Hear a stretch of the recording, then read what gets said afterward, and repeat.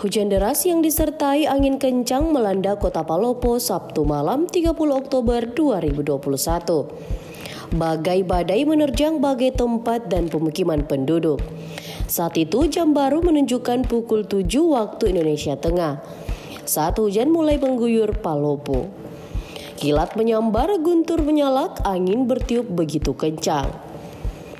Di berbagai kafe dan tempat kuliner di Palopo mulai ramai didatangi warga karena malam minggu. Warga datang bersama keluarga untuk makan dan bersantai. Tiba-tiba suasana jadi sepi, warga panik, tak sedikit warga berteriak Palopo dilanda hujan badai.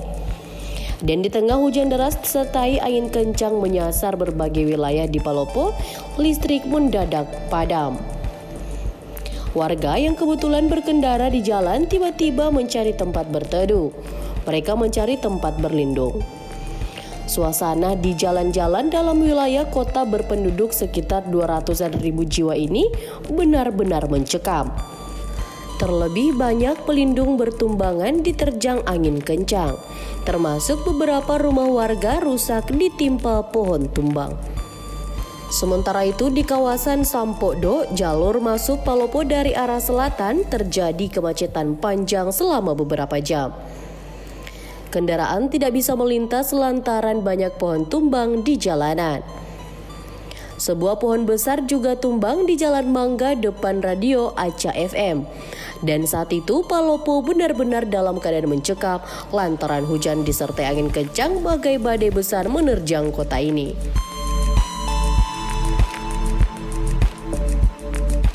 Di kawasan Jalan Lingkar, salah satu pusat kuliner di Palopo tak luput dari terjangan angin. Puluhan kafe yang berjejer memanjang di pinggir laut Palopo itu rusak dan sebagian ambruk ke tanah. Pemilik kafe hanya bisa pasrah menyaksikan tempat usahanya dirusak angin yang menyapu kawasan pesisir di wilayah Kecamatan Wara Utara itu. Yang paling parah saat warga di wilayah Kecamatan Teluwanua tengah bersiap-siap makan malam bersama keluarganya. Namun banjir tiba-tiba merendam rumah mereka. Terlebih bagi warga yang mendiami bantaran sungai di Kelurahan Jaya, wilayah Jembatan Miring sangat panik karena air tiba-tiba meluap.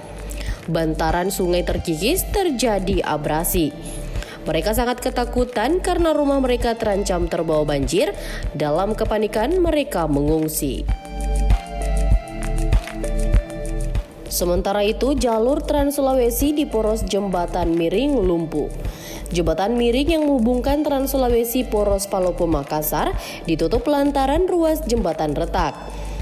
Tiang penyangga jembatan mengalami kemiringan akibat terjangan banjir besar. Sejak Sabtu malam hingga Minggu 31 Oktober 2021, imbas penutupan jembatan tersebut menyebabkan terjadi antrian panjang kendaraan.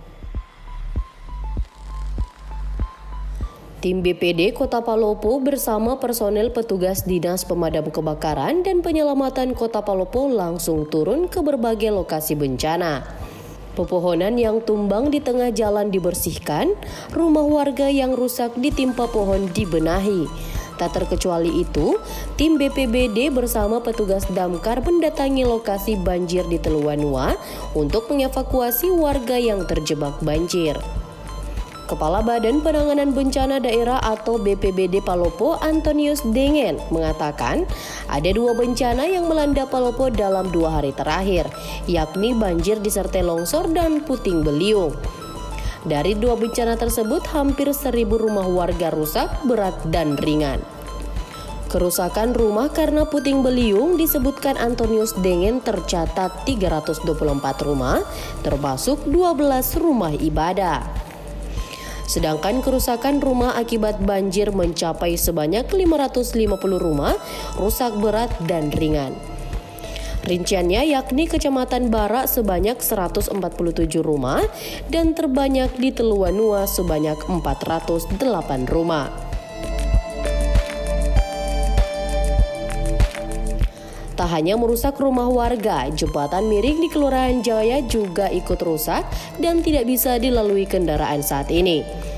Dampak lainnya kerusakan sawah di Teluanua mencapai 13 hektar, kerusakan tanggul di Wara Barat sebanyak 10 titik, dan pekairan rusak di Wara Barat sebanyak 12 titik.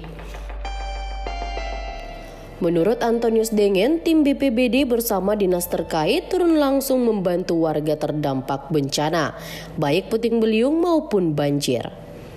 Termasuk turun ke berbagai jalan dan pemukiman warga membersihkan pohon tumbang, material timbunan longsor, dan atur lalu lintas di Trans Sulawesi.